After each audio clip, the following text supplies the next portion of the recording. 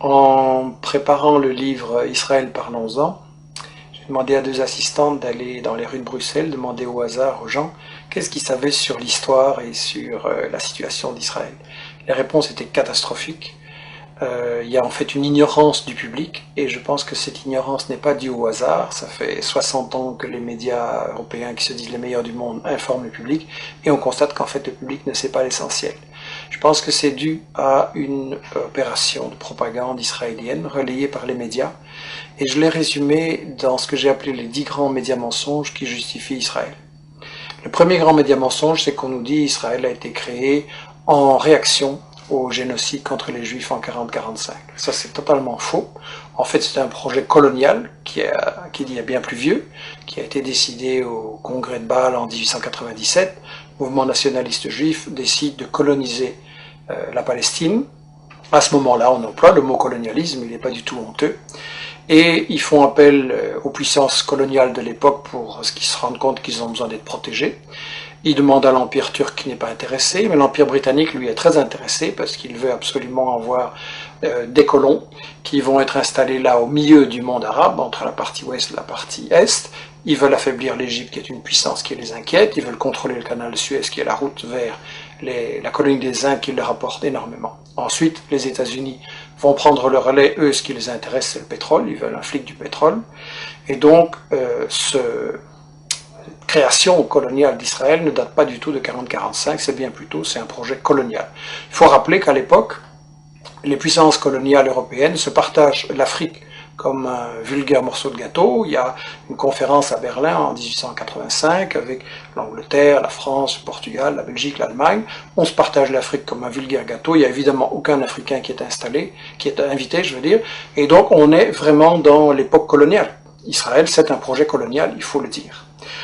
Alors, le deuxième grand mythe qui justifie Israël, c'est oui, mais les Juifs, en fait, ils retournent sur la terre dont ils auraient été chassés par l'Empire romain en 70 après Jésus-Christ.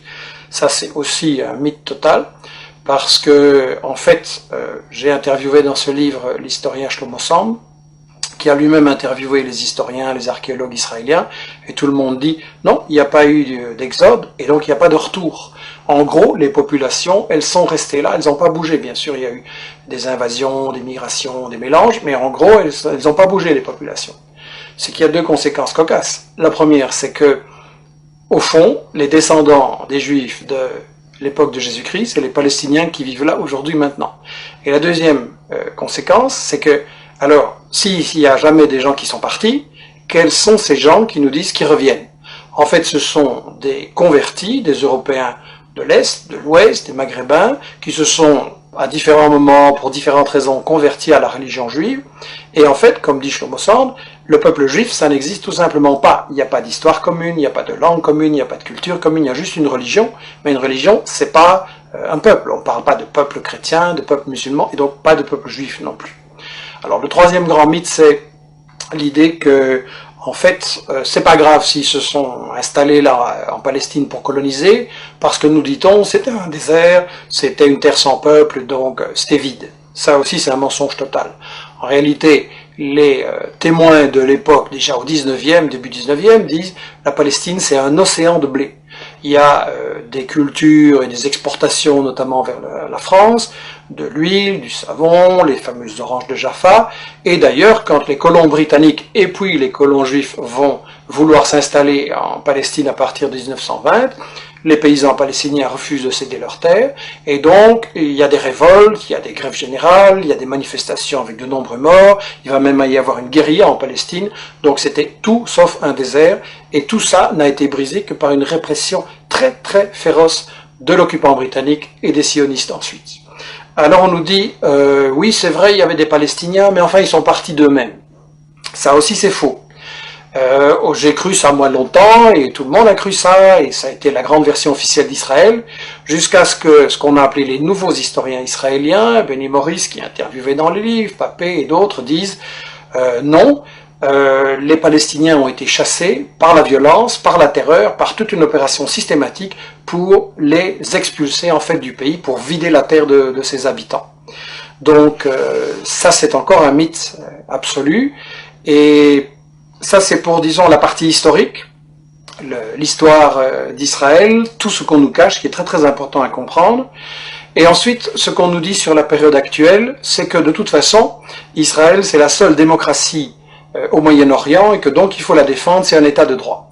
Premièrement, c'est pas un État de droit, c'est le seul État au monde où la Constitution ne fixe pas les limites du territoire. Dans tous les pays du monde, il y a une Constitution qui dit le territoire il commence là, il s'arrête là, et ça c'est notre pays. Israël non, parce qu'Israël c'est justement un projet d'expansion qui n'a pas de limite, et il y a donc une Constitution en plus totalement raciste qui dit que Israël, c'est l'État des Juifs, ce qui veut dire que les autres sont des sous-citoyens, des sous-hommes, et donc c'est la négation même de la démocratie, une constitution pareille.